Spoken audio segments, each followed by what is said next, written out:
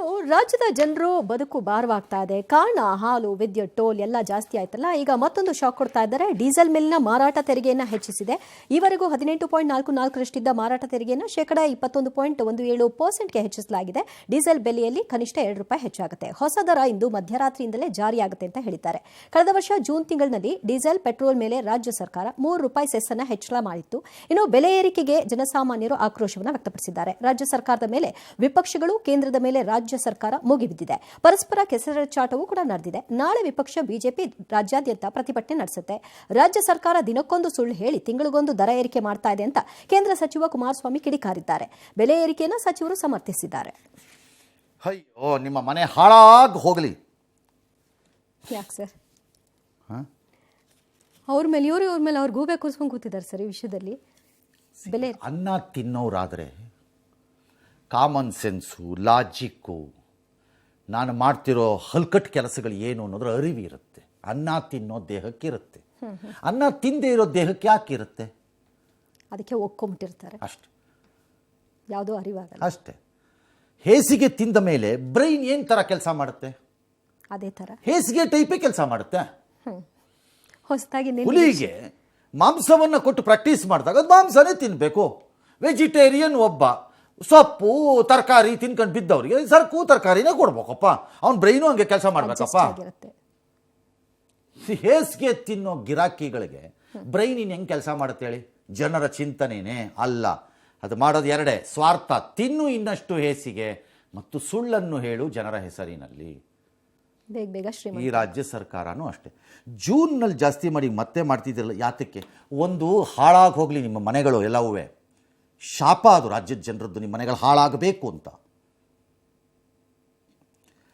ಒಂದು ಹೇಳಿಬಿಡಿ ರಾಜ್ಯದ ಜನರ ಮುಂದೆ ಹೋಗಲಿ.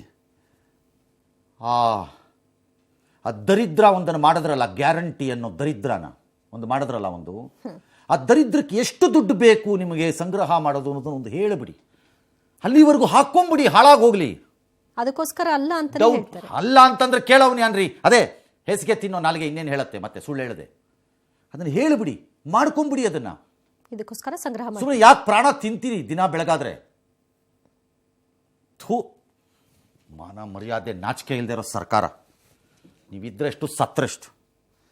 ₹91 ಆಗುತ್ತೆ ಡೀಸೆಲ್ ಬೆಲೆ. ಮಾರಾಟ ತೆರಿಗೆ 21%ಗೆ ಎತ್ತಿದ್ದಾರೆ. ಮಾತಿದ್ರೆ ಕೇಂದ್ರ ಸರ್ಕಾರ ಮಾಡಿದ್ದು. ಎಲ್ಲದಕ್ಕೂ ಕೇಂದ್ರ ಸರ್ಕಾರ. ವಿದ್ಯುತ್ ಯಾಕಪ್ಪ ಆಯ್ತು? ಕೇಂದ್ರ ಸರ್ಕಾರ. ನೀರಿಗೆ ಯಾಕಪ್ಪ ಆಯ್ತು? ಕೇಂದ್ರ ಸರ್ಕಾರ. ಮೆಟ್ರೋಗೆ ಯಾಕಪ್ಪ ಆಯ್ತು? ಕೇಂದ್ರ ಸರ್ಕಾರ. ಅಲ್ಲಪ್ಪ ಅವ್ರು ಕಾಗದ, ಕೇಂದ್ರ ಸರ್ಕಾರ. ನಾವು ನೀನೇ ಕಾಗದ ಬರ್ದಿದ್ದೀವಿ ಅಂತ ಇಲ್ಲ, ಕೇಂದ್ರ ಸರ್ಕಾರ. ಕೇಂದ್ರ ಸರ್ಕಾರ.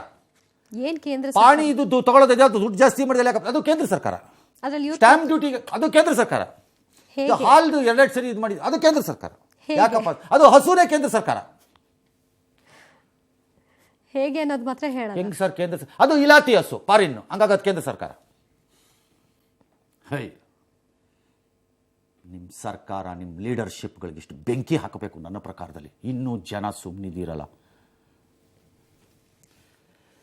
ಇನ್ನು ಪ್ರತಿಪಕ್ಷಗಳು ಆಮೇಲೆ ಕೆಸರ ಚಾಟ, ಆಮೇಲೆ ಸ್ಟ್ಯಾಂಡರ್ಡ್ ಇದು ಬೇರೆ ರಾಜ್ಯಕ್ಕಿಂತ ಕಡಿಮೆ ಇದೆ. ಇನ್ನೊಂದು ಅವ್ರ ಟೈಮಲ್ಲಿ ಆಗಿಲ್ವಾ? ಇಷ್ಟು ಮಾತ್ರ ಕಟ್ಟಕ್ಕಾಗಲ್ವಾ? ಅವ್ರ ಟೈಮಲ್ಲಿ ಆಗಿಲ್ವಾ ಅಂತ. ಇನ್ನೊಂದು ಅವ್ರ ಕಾಲದಲ್ಲಿ ಆಗಿಲ್ವಾ? ಬೆಲೆ ಏರಿಕೆ ಬಗ್ಗೆ ಈಗಾಗಲೂ ಮಾತಾಡ್ತಿದಾರಲ್ಲ, ಸಂತೋಷ ಅಂತ. ನಿಮ್ಮ ಲೇವಡಿಗೆ ಮನೆ ಹಾಳಾಯ್ತು, ನಿಮ್ಮ ಲೇವಡಿ ಇಟ್ಕೊಂಡು ಬಾಯಿಸ್ಕೊಂಡು ಕೂತ್ಕೊಳ್ರಿ ಮಂತ್ರಿಗಳು.